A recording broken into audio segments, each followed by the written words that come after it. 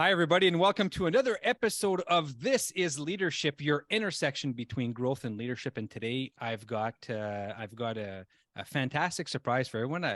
Somebody that I met just recently on social media. So listen, I'd like to welcome to the show TJ Hoogsteen, who has worked in public education since 2008. He has spent his entire career working in rural schools in Saskatchewan in Canada. So over the last 15 years, he has accumulated 11 years of school leadership experience as a vice principal and principal, as well as being a classroom teacher, literacy interventionist, and coach. Passionate about personal development, TJ has completed his doctorate from the University of Western Ontario in 2018. That's awesome. Congratulations.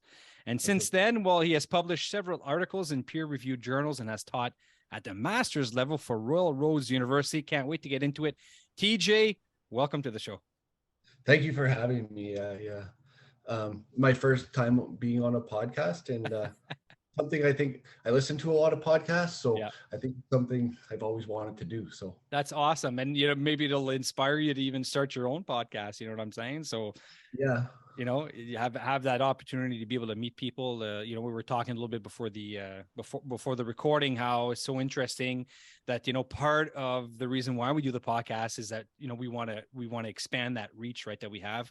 We're both leaders and we're looking to always influence in a positive way, people in general, in their growth, in their quest to being a better version of themselves. And in particular in the leadership, and we are in leadership positions. So, if anybody can get to hear, some of what we have to say in our conversation, they can benefit from that. Well, that's a great, it's a great form to do it through the podcast. So to be able to reach people all over, like, you're in Saskatchewan, I'm in Ontario, both in Canada, so it just really expands that reach and it allows people to be able to just discover great, some great administrators and great leaders like yourself, TJ.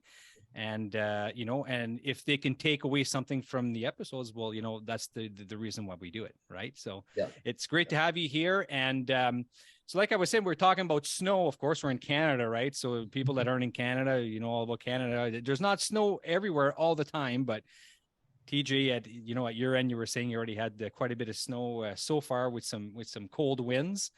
And here in Ontario, I was like teasing you a little bit, saying we got a little dusting, just little white spots here and there. So listen, TJ, I read a little bit of your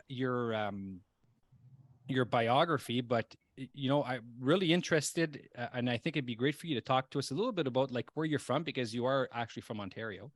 So I thought that was really interesting when we first spoke. So I'll let you talk a little bit about yourself and your journey. How is it that you started off in Ontario and you ended up in, the education system in Saskatchewan? So tell us a little bit about yourself. Yeah. So I born and raised in Sault Ste. Marie, Ontario. I was kind of from the time I went off university, I'd kind of been gone and back. I did an undergraduate degree in Michigan. Actually, I played some college baseball at a Division III school in a little school called Olivet College, which is just south of Lansing, Michigan. And afterwards, I went back. My first degree was in criminal justice, and I kind of wanted to get into maybe probation or something like that. When I went back to Sault Ste. Marie, I ended up working in a youth correctional facility for about a year and a half. And I really liked it. But I thought, as I got older, I don't think it would have been something I wanted to continue to do. Okay. And so they had a teacher right in the school or right in the facility. And I thought maybe, that's what I would do. And so I ended up going back to school, but I ended up in New Brunswick, getting my teaching in New Brunswick. Okay.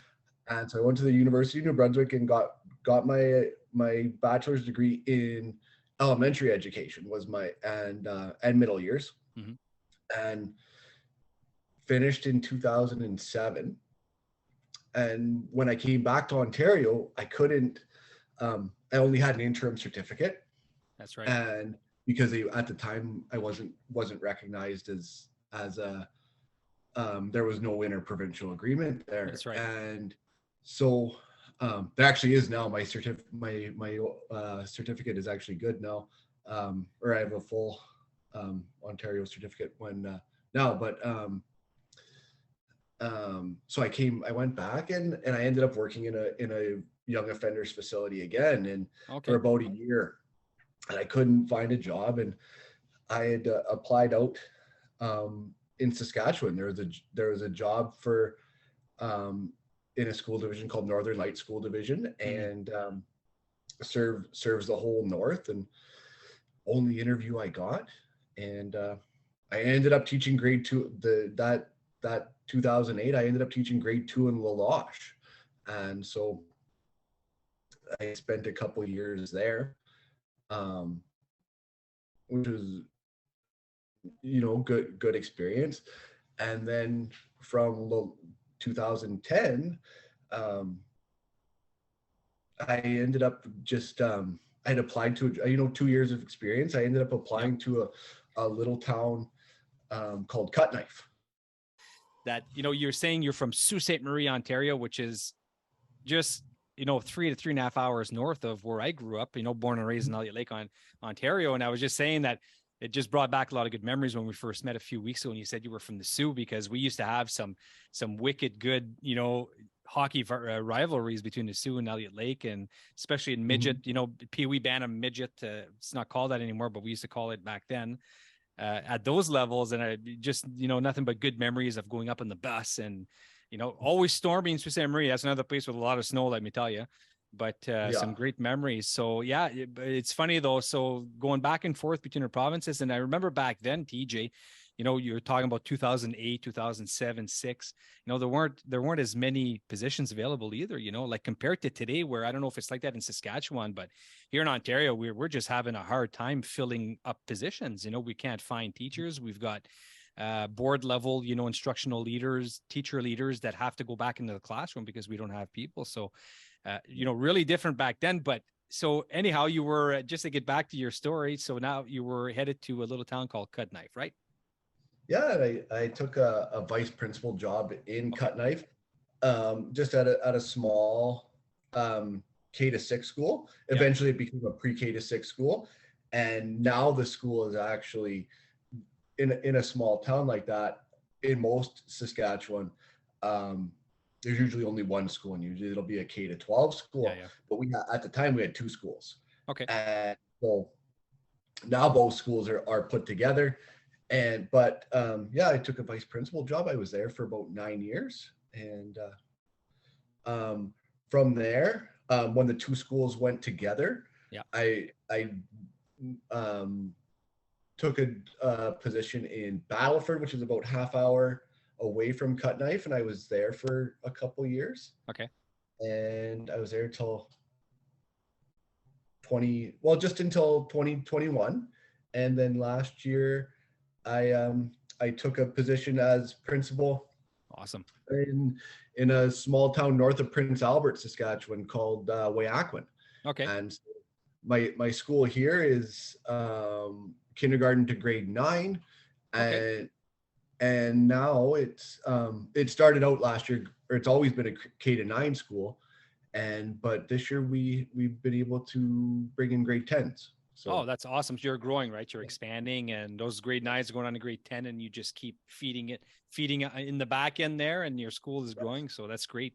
Great news for the school and the community. And so, TJ, I'm just curious to know, you were teaching, and then this vice principal position came up. So, what is it that made you want to go into that position, as a VP, because I think you said you had been in the classroom for a few years. yeah. But then you made the jump. So what is it that made you want to take that jump? Well, my mother-in-law was the principal at the school in the Loche. Okay. And so that kind of gave me the idea, but it was funny. There was a guy who had less experience than me. Okay. I think it was his first year in La Loche, and he took a principal job just like in a small school, Yeah. something like what I'm at now. and probably I think it was even smaller. And he took a job. He was he was hired to be a principal with 1 year experience. And because I would have never thought Yeah. that I was qualified at that point. And my son was about to be born, and we were looking at houses and things like that, and we ended up buying a house in Cut Knife. Okay. And then this job came up in Cut Knife, this vice principal's job, and I would have never thought I was qualified until I talked to this other teacher, and I gave it a shot, and I ended up with the job, and it was just kind of the rest was history. And I don't think I ever thought about going into admin or a leadership position at the time. And when I first got it, I was not ready. I was out of my element right away, but it was something that I quickly came to love doing. So. Absolutely. Often, when these opportunities do present themselves, it's always, when, it's like the saying goes, when opportunity comes knocking, it's too late to get ready. Right. So, but sometimes, those opportunities, we might see we're not ready in terms of knowing what the job entails. And I think that when you come into new, like myself back in 2006, when I transitioned from being a science and chemistry teacher to the principal of a grade 7 and 8 school with about 200 students, you bring in, the competencies that you do have in your strengths and your styles. And I think, I think that if you're made for leadership, you already have some of those qualities that you've developed throughout the years with teaching and building relationships. But, a lot of the stuff, like I did, it's trial by fire, right? You learn as you do, and you just hope that to surround yourself with the right people and to connect with the right people to be able to, to coach us and to guide us a little bit. But definitely not an easy transition. Maybe being in a smaller community for yourself, it might have been, a little different than if you were in a school that had, 300 students, but the job is still the job, right? So I've all, because I've been principal in schools where there were, maybe 80 students all the way up to, a school that had almost 300. So, a lot of the elements of the job are the same. They are the same. It's just, it's the interruptions, the amount of interruptions that differ, right? So there you were in a VP position, and into leadership and getting to develop your leadership. But I also noticed, talking to you and in your bio, of course, you went and got your doctorate at the University of Western. So obviously, you had this this motivation to better yourself and to keep learning. When we talked a few weeks ago, you had mentioned, some of the work that you did around, a framework in terms of leadership in rural schools. So I thought that was really, really interesting. And that's one of the things I wanted to touch on with you, so that, people can, just learn a little bit about what you did, and, maybe that they'd be able to apply that to where they are, presently in their schools as well. So why don't you tell us a little bit about that, TJ? Yeah. So, I think a lot of time, the common framework, right, around leadership practice itself is, a lot of around like instructional leadership, where we're talking about developing people, we're talking about setting goals and vision, and monitoring instructional program, all of those things. Like that's the common idea around leadership and what good leaders do. And I don't think that's changed a whole lot. It doesn't matter if you go back to the 1982, the first instructional management articles that came out, they were very, very similar. It hasn't changed a whole lot. And I think it still holds true. And I think, over the course of the pandemic, everybody started thinking, wow, leadership hasn't really changed. The way you apply those things, I think, really has. But I wanted to look at it through a different way. And so I looked at it really through a framework that came out of Australia. And it was a small and rural regional school framework that was built out of Australia. And it came from the work of it was Scott Ecott and Amanda Heffernan, Tony Laughlin, that put this together through just through some research that they had done.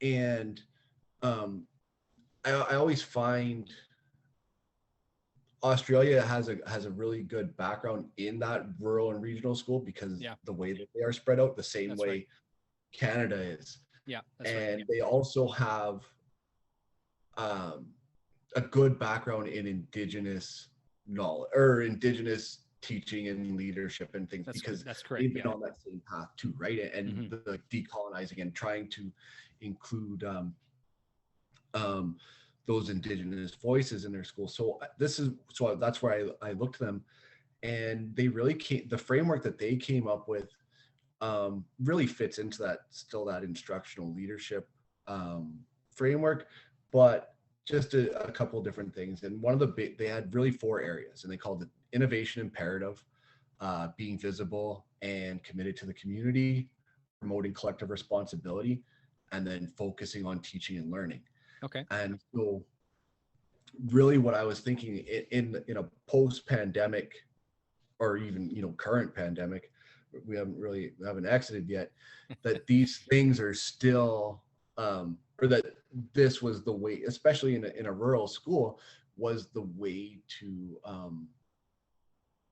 that I wanted to look at leadership. I wanted to view it through that lens and do those things. So I think that's really interesting. It's like we've got these, these basic and well, not basic, but I think we've got these,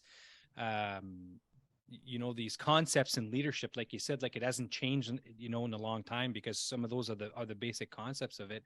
And I think it's really interesting how you said it, right? It's the way that we apply it. And I think that's one of the telltales of a good leader is to take, what are those basic common, knowledge pieces on what a leader does, and to be able to apply it in those different situations, and in your case, which, is very similar to Australia, like you were saying, you're in a rural setting. And I imagine you've got a big indigenous community as well that's surrounded, and it's the same thing here in Ontario. We talk a lot about Indigenous education and reconciliation, and Indigenous voices, into our teachings and everything that we do pretty much well in the schools. So to be able to know how to apply in different settings some of those basic leadership traits is something that's really important. So I think it's really great that you were looking at how can you actually take that framework and be able to apply it, because you've seen a need in your community, right, in your school, and you were looking at different ways that you can actually apply your leadership in terms of adapting it based on this framework that was well researched and lives out in Australia. Yeah, and like one of the things was too was like I was in a first year principal in a small community after a principal leaving who'd been there for over 20 years. Wow. And had been such a big part of the community, right? Yeah, and absolutely. The school itself was a centerpiece of the community. And so looking at ways to try and I guess raise the status of the school again, or bring the school back to after the pandemic, because things got when the school was shut down, I'm sure it was devastating for the community. Yeah. And then to lose their principal at the same time, it was a hard hit for sure. Yeah.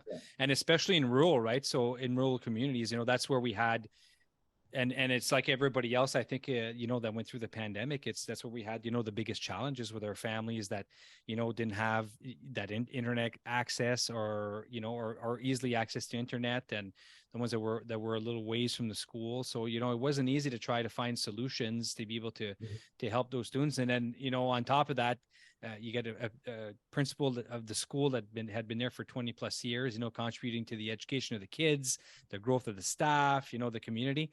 For him to leave is also a big blow as well. So, but where there's a loss, I find there's always an opportunity maybe for growth and an opportunity for renewing. So, and you took that step, and you got into the position, and you did what you had to do to be able to keep building what had already been started, and with the good foundation that was put in. and to just keep building that legacy, right? So now it's your opportunity to be able to put in, your style, and to put in, your legacy, to add your legacy, and the ones of the staff and the kids that you're with and your families that you're with now and that you're going to be with in the future, and to just keep building that, that beautiful school in the community. Yeah, absolutely. And I think one of the things, one of the aspects of that framework is the like that innovation of imperative. And in a small school, in a small community, innovation, I think, can really take on that different meaning, because I think we always say the most dangerous phrase in the English language is, "This is the way we've always done it." That's right. Yeah. But in a small community in northern Saskatchewan, in an Indigenous community, the way you do things matters. That's right. And the way things have been done for years matters. And when you have health restrictions or you have to change those things, trying to find ways to do the things that you've always done, or the things that are important to the community and important to the school, that's the real innovation. It didn't have to be something to do with technology or anything like that. It was finding ways to make sure that the cultural element of the school stayed strong. And so for us, that meant doing a lot of outdoor ed. We did a lot of land-based learning, and that's and so we included our community in planning those things. So we did. That's awesome. Yeah. So and that's what it is, right? So, and especially when thinking about and talking about Indigenous communities, you're absolutely right.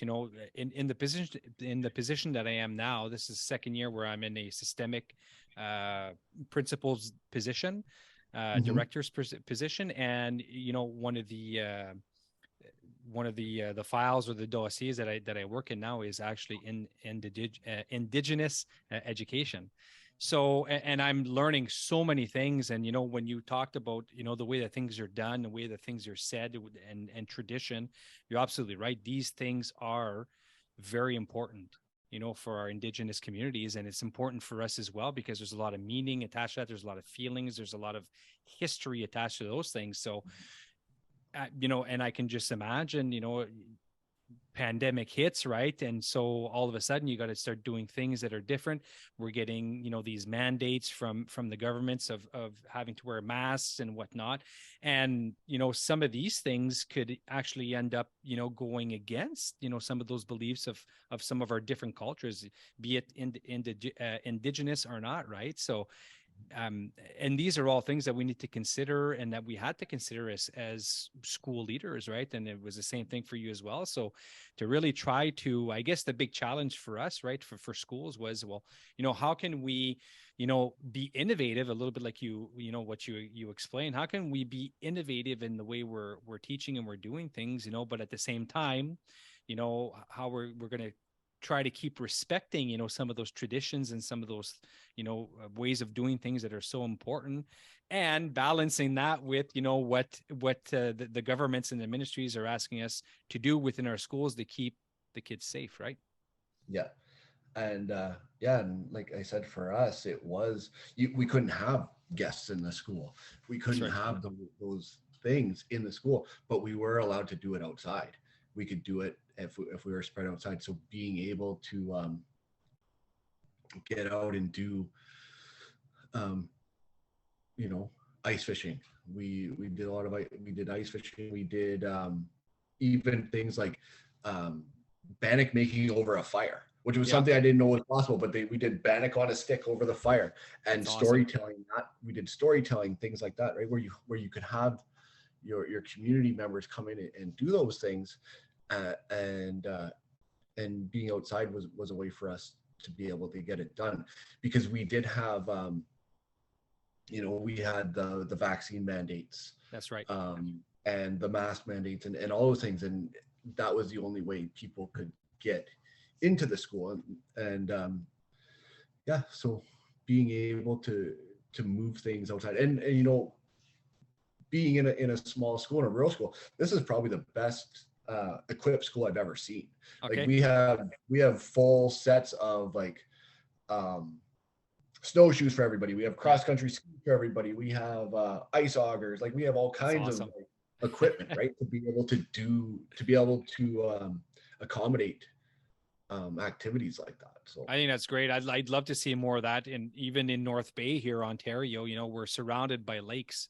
You know, there's Lake Nipissing, which is a huge lake, and you know, fishing and ice fishing here is a big thing. So to be able to, you know, to even think of doing, I remember back when I think the first years I was a principal, whenever it was the winter carnival, we would actually organize, you know, at the high school level and maybe even at the elementary level with the older kids where with parents, you know, they'd actually take them out ice fishing, you know, but to have that equipment, we've got some snowshoes and cross country skis and stuff, but you know, I think the important part, what you said, TJ, is, you know, how, you know, during these times of the pandemic and all these mandates, you know, how can we keep integrating, you know, our Indigenous communities, right? And like you said, you know, it's not everybody that wants to wear the mask. It's not everybody, and we couldn't have, you know, guests coming to our school. Then that's something that's really important, right?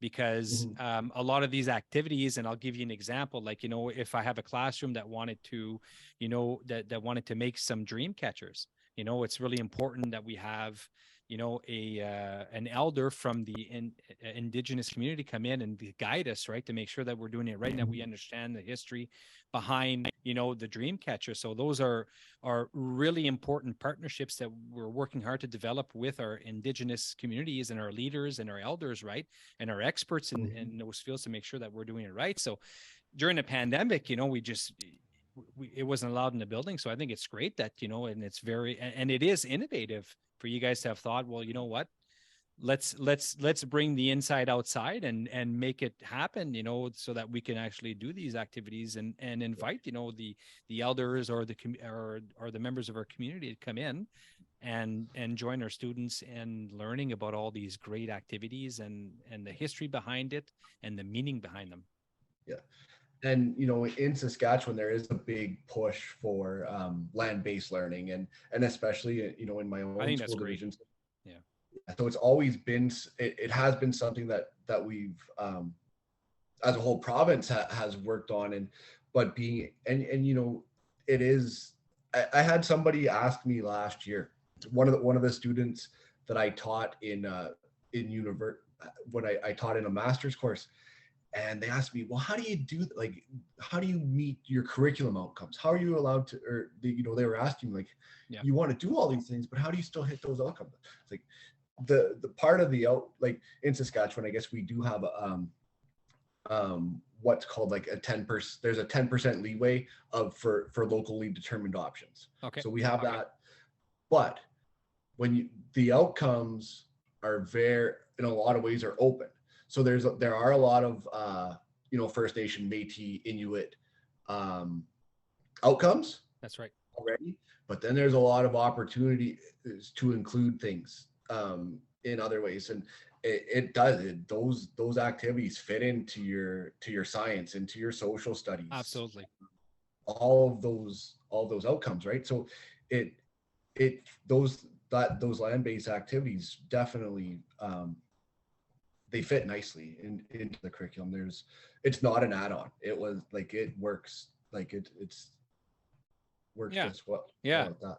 It's a great compliment, right? So to be able to bring the kids outside, because like you said, you can integrate that with any subject, right? You go outside, I can put in a literacy piece about that, and I get the kids, and even in writing, you know, I can get them to write a little piece about, you know, the experience how they felt, what they thought of the experience, how can we make it better, what, you know, the strong points and the points to that we need to improve. You know, we can get some math in there if they're outside. We can get them to measure stuff, measure distance.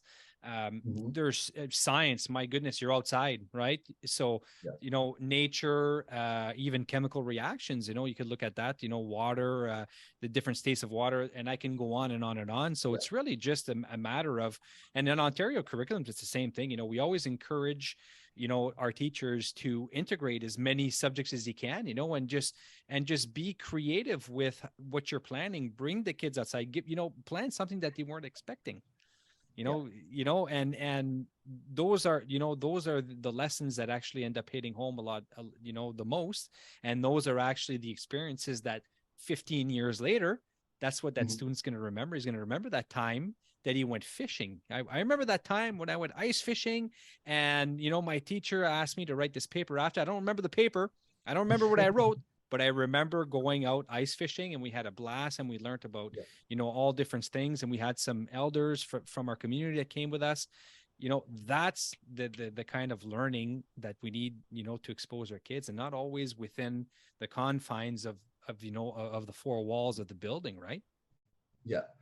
And I think, as a first time leader in the community itself, being able to do something like that was, it wasn't just about the in-school learning or anything like that. It was, for me, it was a lot about just building trust too, right? Yeah. It was like they wanted the community had an opportunity to see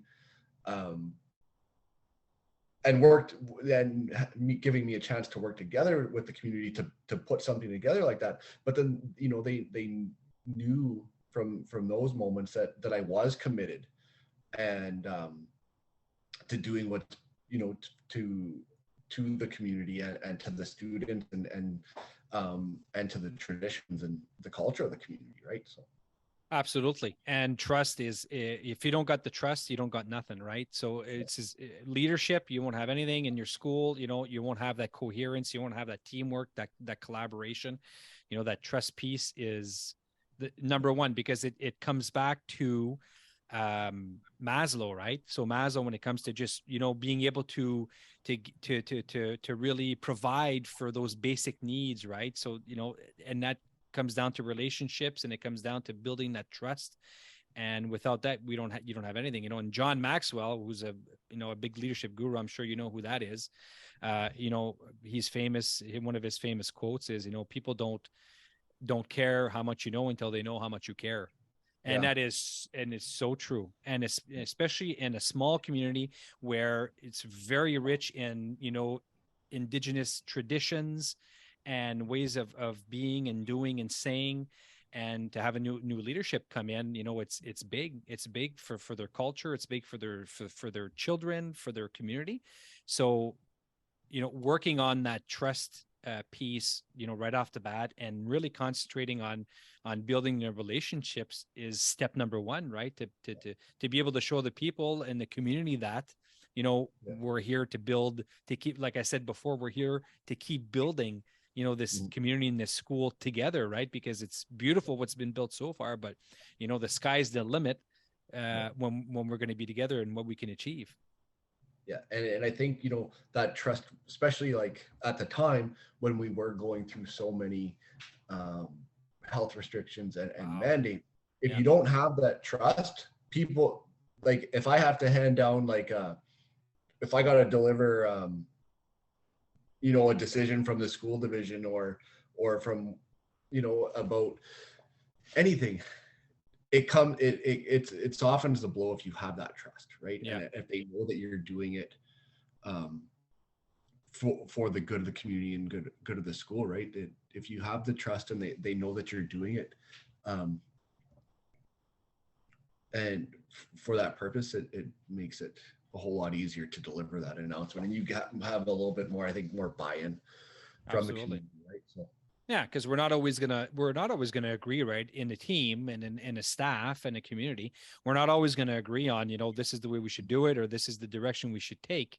But if we've worked on to develop that team cohesion and that trust, then we know that if the majority of the team or the community, if the majority of the people are saying, this is the way we want to go, or this is the, the direction we want to take, even if I don't agree with it, I've developed that trust. So I'm like, okay, I don't agree with it, but I'm willing to go along. I trust my colleagues. I trust my community members.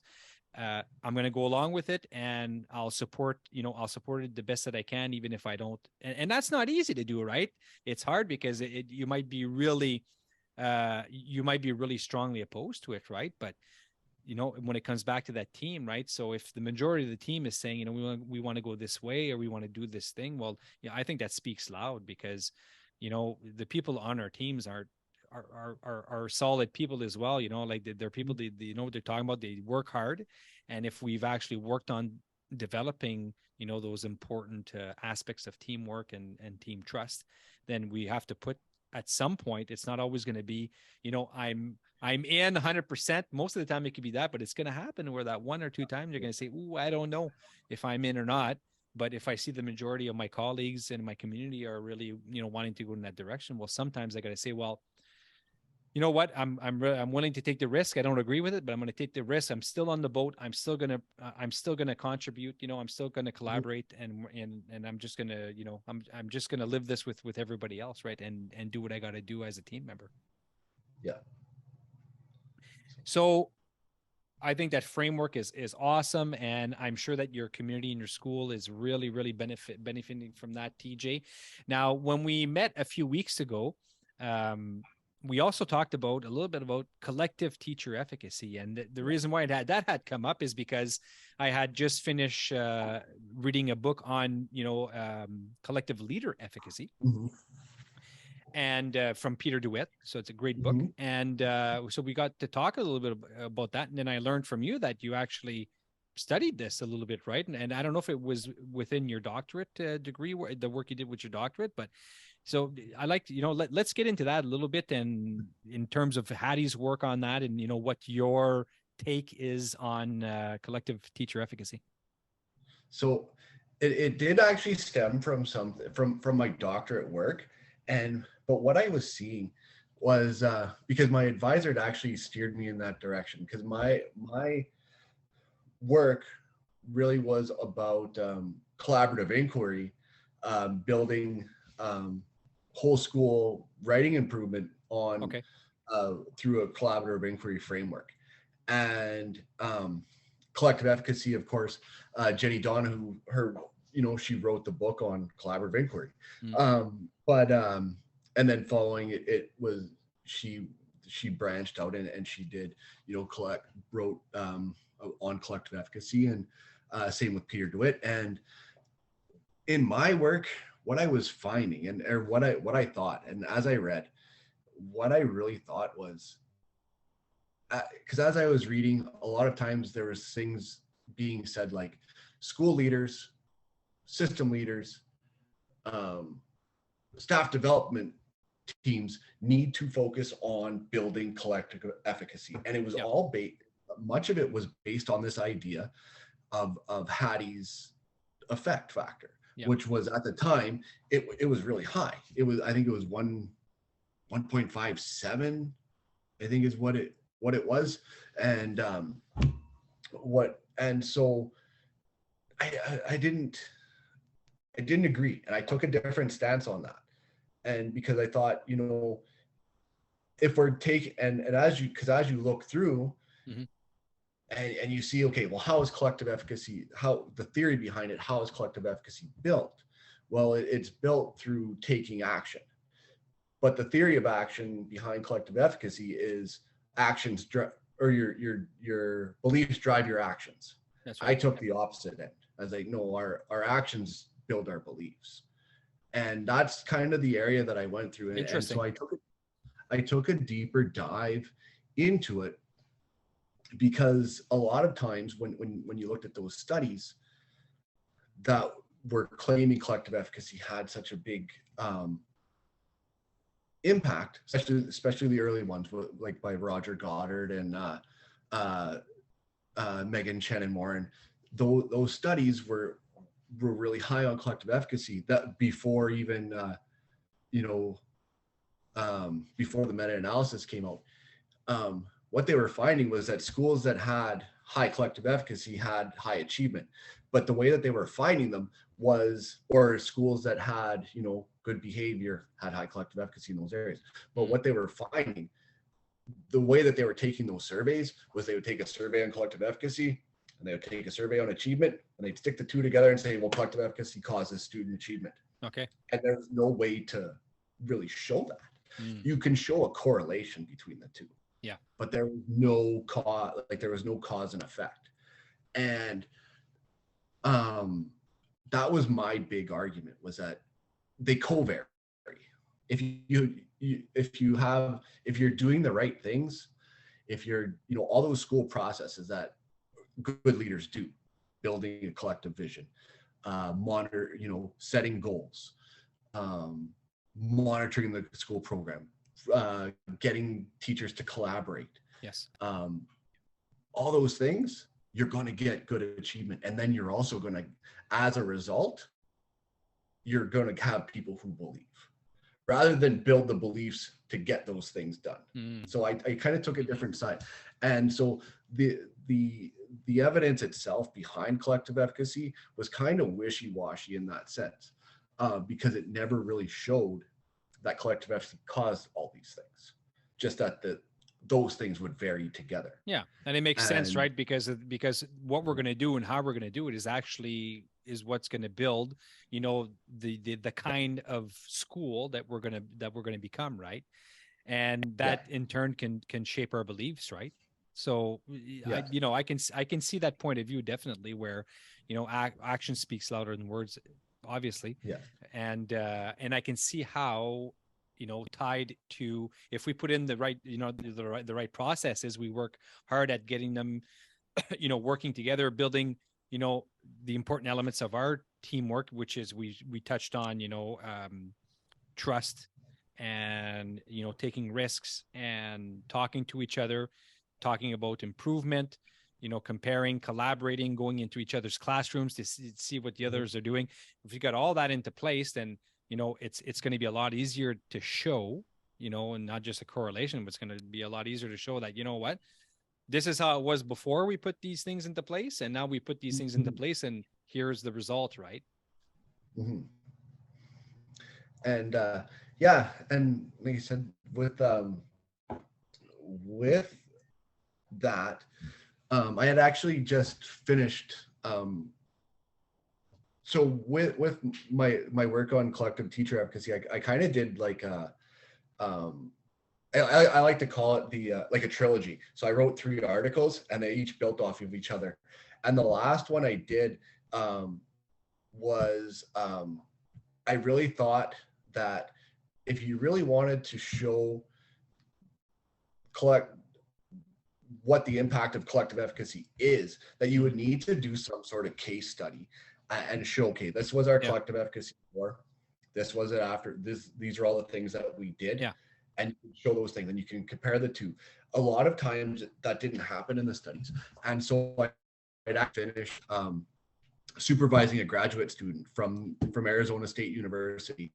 And she just finished, she passed her work, but that's what she did. She asked me to be her supervisor because she had read some of that work. And that's really what she did. And I think her study was probably a little bit too short. It was only 5 months long. So there wasn't she didn't find a great deal of increase in collective efficacy over that time. And there wasn't a great deal of achievement difference in that time either. But her study was very, very short.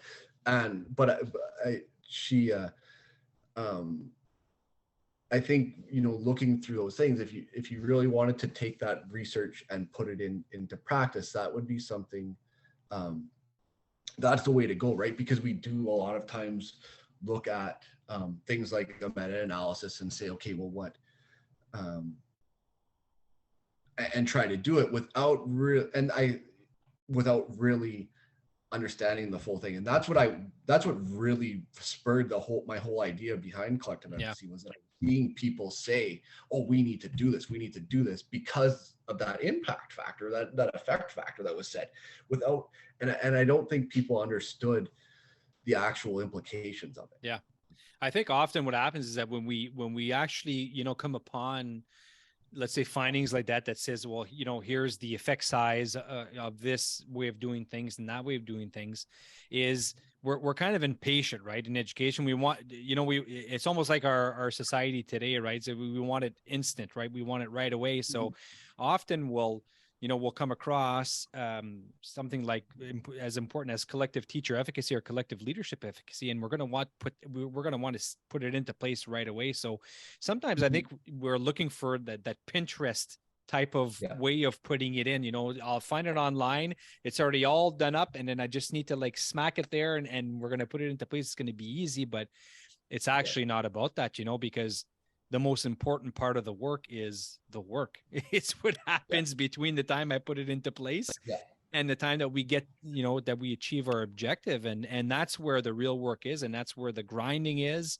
And that's where the sweat is. And that's where the good times and the bad times and the intense heated discussions, that's where it happens. And that is where you build your collective teacher efficacy, is by doing it and by experimenting with it, by modifying it so that it works for, our particular school culture.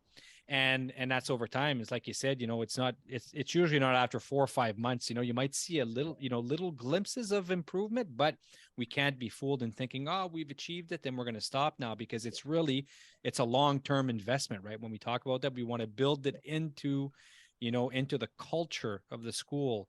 Because when we start considering elements like, teacher turnover, and you don't want to always be starting over all the time, you're putting in these great, these great strategies into your culture, and you're building that, collective efficacy.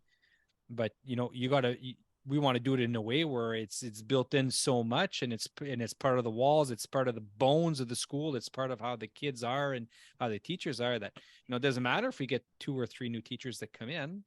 They just jump right in, and we coach them and mentor them, but they get into that routine, or not that routine, but that cycle of what is, teacher efficacy, collective teacher efficacy, so that we can build towards something that's better and build towards student achievement. Yeah. And I think that's such a big thing, right? Is having, though, like you said, having that support. And especially now when we hear a lot about even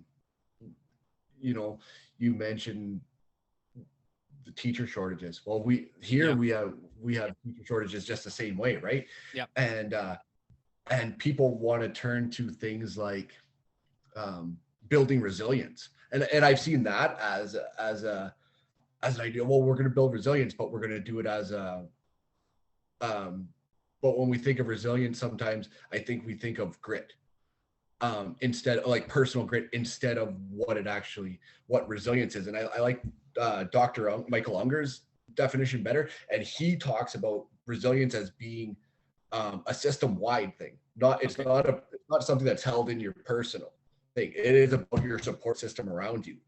And so when you have those new teachers, and you want to keep those teachers, and even older teachers, it is about, and you want to keep that school together, it is about resilience.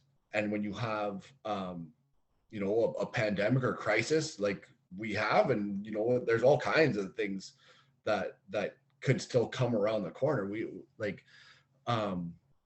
the resilience is built through that system. It's not going to be one person, and that's going to do that. But at a school level, a lot of times it's going to be your school leaders or your older teachers that are your strong pillars of your support, right? And for those younger teachers, but at the division level or at the district level, those school leaders also have to have that support coming to them. And that's where that resilience is going to come from, or that, and that is like, that's the efficacy there, or, that those things build from there, right? And well, exactly. It extends outside the school walls, right? When we talk about building that either leadership efficacy or collective teacher efficacy, it's a whole district or a whole system. It's system wide, right? It can't just exist within little pockets, because it's just like when we talk about innovation. When we talk about innovation, often we'll talk about, we see little pockets of innovation, but it's not really systemic. So, to be able to develop that within a system as well, your teachers are going to feel even more supported. And Mhm. you touched on something important, because we did talk about, teacher shortages. So it's even more important today to be able to retain, right? We were talking about student retention, but I think we've been talking a heck of a lot more about teacher retention. So we want to be able to build that ecosystem within our schools, that they feel supported, they feel like there's a team, not just in the school but in the district as well, but they also feel like they're being pushed outside their comfort zone, so that they can grow. So that's the type of environment, a challenging environment that we want to provide our teachers. And I think that, and administrators, because there's some shortages with administrators as well, and with COVID having come, people are just changing workplaces, and they're totally, leaving education to do something else, or coming into education from something else. So it's really crazy the rate that it's going on. But these are the environments that we need to create, so that we can keep our people where they are, and just to build, that solid team and district level efficacy. Because that's the support that we need. We don't need schools that develop it, but then in the background are always saying, well, the school board this, or the board that, or the district this, the district that. Then you get a disconnection, right? So that's like a piece of that's like a piece of the chain that's not as solid, right? And if one piece of that chain ain't solid, then we know what happens to the chain, right? It makes, what it reminds me of, teacher. It reminds me of, have you seen the movie Guardians of the Galaxy 2? Absolutely, yeah. Probably, right. I think it was number 2. Anyways, there's this one scene where all the ships come in together, and they form like this net, and they keep Yeah. like this big spaceship coming in. That's what it is, right? It's that resilience you were talking about, that peace, to be able to come Yeah. together. Doesn't matter what we're facing, whatever it is we're facing, we've got that confidence, because we've developed that system wide resilience, that efficacy Mhm. piece, that trust. And that is what allows us to be able to come together, like in the movie, right? And Yeah. stop that spaceship from coming in and destroying everything, right? Which is symbolic of whatever challenge that we're facing as a school community. Yeah. And like in my school division, like, so how I would do that really is, we have a great support, especially, I had one young teacher. Yeah. So along with the principal here that left, his wife also left, and she'd been here for just as long as he did. And she was a As teacher, or? he was a teacher, and Okay. so Okay. um, them and they actually they still live across the street from me, so they're still here. Oh, okay. and, But they're not and in the I school anymore. they're part of my support group too. But having a brand new teacher come in, in that time, he's from out of the community, new Wow. teacher, didn't have a lot of experience in the classroom. And so being able, like myself and other teachers, to lean on, but also my school division has a great um, just, I guess, a stable of consultants to work with, right? So that, Yeah. we have people that'll come and help work with on unit plans, who will work with, Oh, that's awesome. Like a mentorship, or a yeah, yeah. Yeah. and do all kinds of things. So the support there, um, with things that, that I didn't have to be the expert on every single thing. I could reach out to somebody and say, hey, can you help him with this? I'm like this, and he's asking for help with this, or this is what I'm seeing. And then even my superintendent doesn't come in as really heavy handed. She Yeah. comes in as a support, and that's how she approaches things. And that, those things that um, are very, very important when you're trying to um, build a system and maintain that system, right? So I think that's the best way. I was just talking to somebody about that, and I compare it to raising our kids, right? My wife and I, Bridget, my wife, uh, we raised our kids in a way that we didn't want them to be afraid of us, right? Like how our moms, probably your mom too, but my mom, anyways, it was a generation where it was wait till your dad gets home, right? So, yeah, but they were great. I had a great upbringing there. But so just to say, like, when we talk about building that team and that efficacy and that trust, and your superintendent is a great example, right? Is coming in, not being authoritative, right? I'm not scared because of the position, right? But the way we raise our kids, we wanted to instill in them that sense of, I'm afraid of disappointing mom and dad.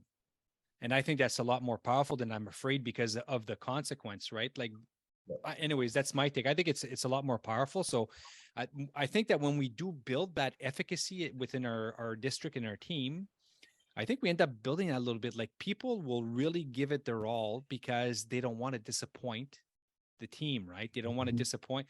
Yeah. So I really, I can really appreciate, the way your superintendent comes in and the way that she comes in and expresses that leadership in that sense where I'm here to support, I'm going to build you, but my expectations are still high, right? Yeah. I'll be here to support you to get there and your school. So in turn, we end up being like, oh my God, let's get this going because we don't want to disappoint. Right. So I think that's a great way to go about it. And I think you go a heck of a longer way in that sense than, I'm going to do it because I'm scared of a consequence. Yeah. Yeah. And I've been in places where fear was the driver. Yeah. And it created, and was certain. So if a teacher wasn't, if a teacher was struggling in the classroom, and the superintendent was in, everybody knew, and it created a bad vibe in the school. And so having that, and everybody felt it, and everybody knew what that superintendent was doing there that day, or what they were, and there was a fear over that. And now, and so, like, it is a breath of fresh air to know that you have the support at the school division level, and it helps with everything, just with the feeling. It builds that confidence in your day to day. It helps hey, I'm going to I might not be where I need to be, but I'm going to improve. I have the support to improve. And I'm not, like, if you're always feeling like your job is on the line, or you're always feeling like you're being judged, you don't want to stay. Yeah. You stressful and hard. We want to keep teachers. Support is the way to go.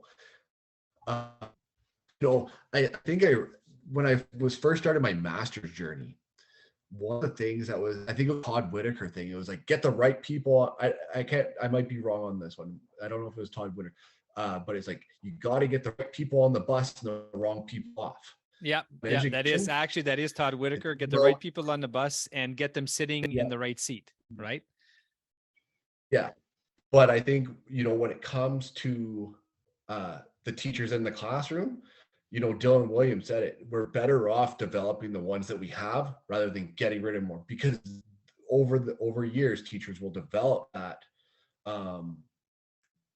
the competency and the expertise. Now, if you're 20 years in and you have a different story, but when you're an early career teacher, having people there to support those things, you don't need off the bus, you need them, help them get them on the bus, right seat, right? Exactly. And that comes back to, you were saying how you had the great support system with other teachers being able to come in and, do some unit planning and things like that. So, that first year teacher that the teacher that's been 5-6 years, that you're investing in them, right? So they might actually end up being that person down the line that's and it is more motivating, right? If I know that I'm in a system and in a school that's going to support my growth, that's going to, excuse me, not just point out what I'm doing wrong, but actually provide some supports and some pillars for me to be able to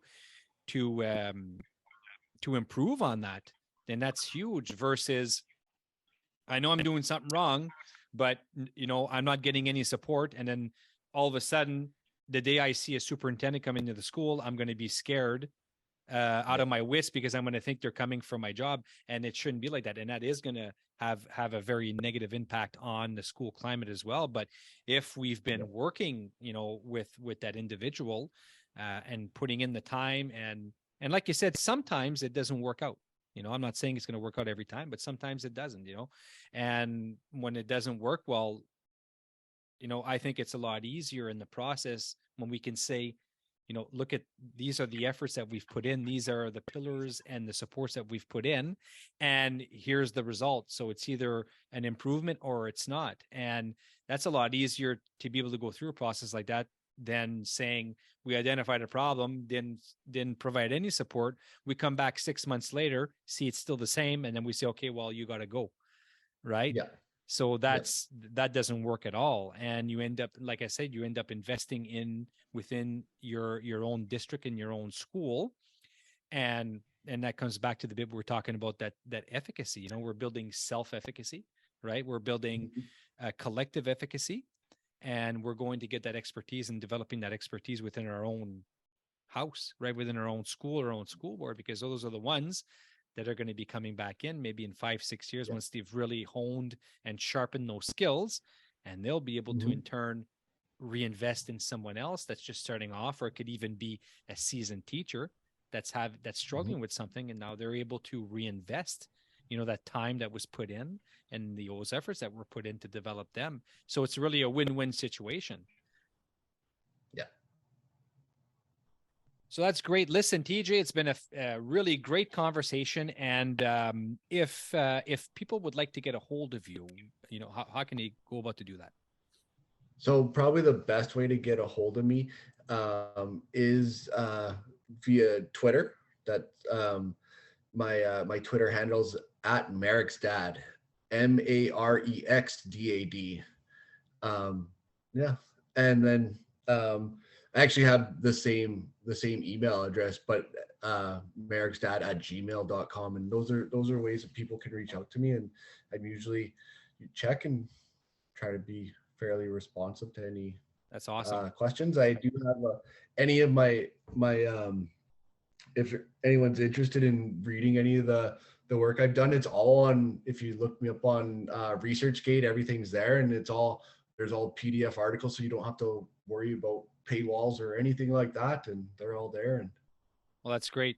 And it's great that you're putting that out there for people to go and see TJ. So if anybody listening to this episode would like to get a hold of TJ, you know, if you're interested in, you know, what that leadership framework looks like for rural schools, or if you're interested in some of the work that TJ did, you know, in his during his doctorate work in terms of collective teaching efficacy, reach out to him. We're going to put his Twitter handle, email address, and we'll put up the site as well, TJ.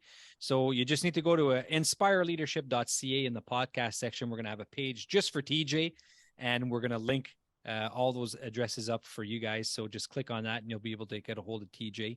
And I'm sure it'll be a pleasure for him to be able to help you out. So listen, TJ, we're already at the end of our conversation. So I got one last question for you. For sure. And it's for the people that are listening to us today. If you had one wish for everyone listening today, what would that wish be? Oh, wow. I would wish that everybody just how I'm going to say it. I wish for everybody to, you know, to live a healthy, happy life. I know that's, you know, what we're seeing right now in terms of the health system and all those things, you know, stresses and everything like that. I would wish health upon everyone. And I think, you know what, and in times of difficulty like that, and in times of stress, I think one of the first things to go, and one of the first things that we forget about, is ourselves, right? We'll put aside, you know, those good habits, those exercise habits, the good eating habits, the growth mindset habits. So I think that's a fantastic wish for everybody, and, you know, and a great reminder during these times that are still difficult. You know, we're not out of that pandemic yet, so we're still living a whole bunch of different stuff within our different communities. So it's great advice, TJ, a great wish, and I thank you for that. And I hope that everybody listening, you know, will heed to that you know, that advice, and take care of yourselves during this time, because in order to be able to give, we have to have, you know, our tank needs to be full. So that's something really important.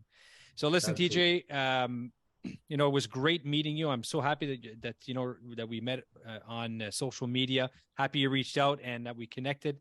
It's been a great conversation. I love talking about, you know, anything collective efficacy. Could be teaching, could be, well, leadership, especially because I'm into leadership, but you know, but I really appreciated also, you know, the leadership framework around rural schools, because it's a lot of my reality as well in the work that I do. So I really appreciated that. And listen, thanks for coming on the podcast. It's been a real pleasure. And I hope you have a great, you know, rest of your school year. Thank you. Thank you for having me. It's been, it was everything I hoped it would be. So Awesome. Thanks a lot. thanks a lot.